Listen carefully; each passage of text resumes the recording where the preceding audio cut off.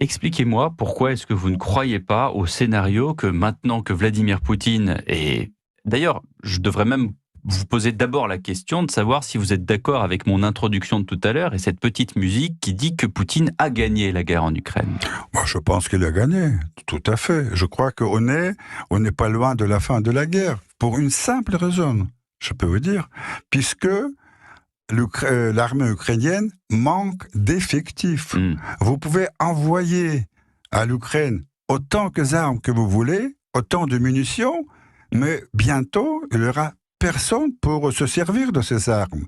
Vous voyez que la moyenne d'âge des militaires ukrainiens aujourd'hui, c'est de 43 ans. Ils n'ont plus de réserve, les pauvres. Chaque fois, on se souvient du Vietnam, de l'Irak, de l'Afghanistan. Les Américains mènent des guerres par procuration, et après, ils abandonnent ces gens-là. Mais les Russes perdent des soldats tous les jours. Oui, on dit 300 soldats par jour. Non, je crois... Écoutez, je ne connais pas des chiffres. Les chiffres ne sont pas donnés. Mais de toute façon, je peux vous dire aussi 300 soldats très jeunes. Les Russes sont à la défensive. Ils sont à la défense. Et quand on fait la défense, on perd moins d'hommes que pendant Pourquoi les la défense attaques. Pourquoi vous dites? Parce que vous parlez de la contre-offensive ukrainienne, c'est ça? Bien sûr. Mais je voudrais revenir à votre question précédente. Et je crois qu'il y a une chose, un aveu qui a été fait cette semaine, la semaine dernière, par le secrétaire américain Blinken. En parlant, je crois, au Congrès, il a dit que 90% de l'argent que les Américains, soi-disant, ont donné à l'Ukraine ont été dépensés aux États-Unis. C'est-à-dire, ils ont financé leur propre complexe militaire industriel. Et là, c'est ça le secret de la guerre. Les Américains mènent des guerres pour s'enrichir. Et d'ailleurs, il y a aussi un retour dans le passé important. Il y a eu un grand président des États-Unis, un grand général Eisenhower. Vous connaissez Eisenhower, bien sûr. Très grand. Alors, dans son tout dernier discours comme président, avant de partir, c'était en 61, il a dit « Attention au complexe militaire industriel des États-Unis » qui peut vous réserver des pires surprises. Lui, général, président des États-Unis, il a dit « Attention ». C'est ce que nous voyons aujourd'hui. On va regarder ces propos d'Anthony Blinken. Juste une chose, quand on dit gagner la guerre, c'est gagner entièrement la guerre, mais vous n'avez, pour l'instant, en tout cas les Russes, n'ont pas pris Kiev, qui était l'objectif principal et premier, où vous pensiez d'ailleurs les Russes avoir Kiev en quelques jours. Non, Kiev, c'est la capitale. Oui. De toute façon, Kiev, d'après les objectifs qui ont été fixés pour cette opération, ne fait pas partie des objectifs à conquérir. Mais c'est la capitale. C'était le cas. C'est la capitale. Alexandre Orlov, c'était le cas au début. Justement, parce qu'il fallait bien venir et demander à des gens qui sont à Kiev qu'ils remplissent ces conditions que nous avons formulées. Et d'ailleurs, je vous dis que tout de suite, pourquoi les Russes ont commencé à retirer leurs soldats de Kiev? Puisque les négociations tout de suite commençaient avec les Ukrainiens. D'abord en Biélorussie et après en Turquie.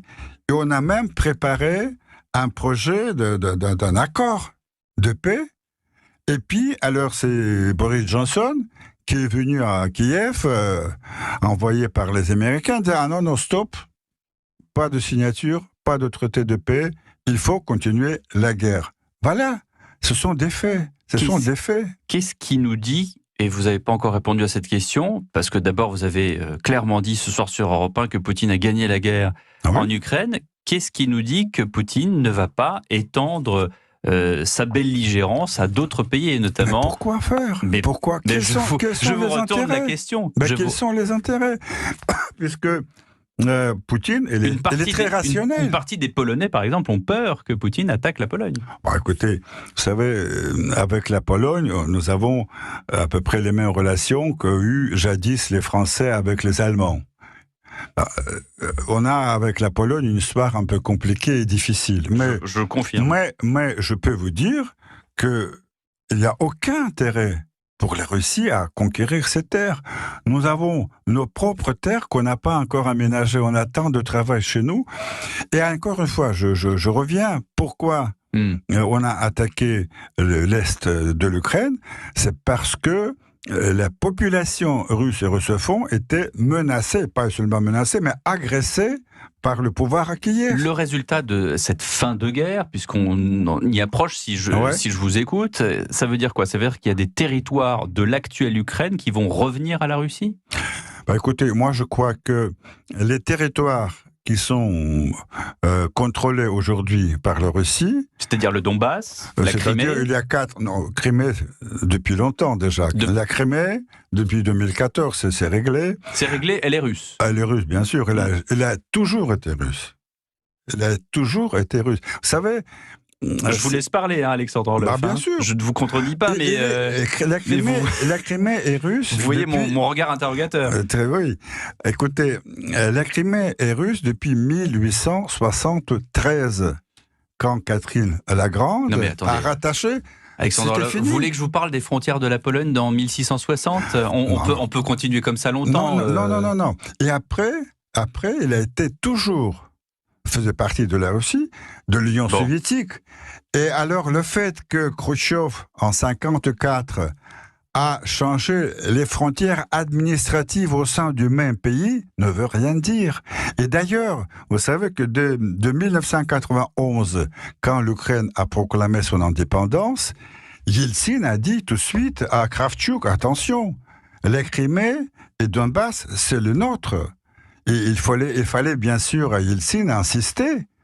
Et alors, à ce cas-là, on pourrait éviter malheureusement ce conflit que nous connaissons aujourd'hui.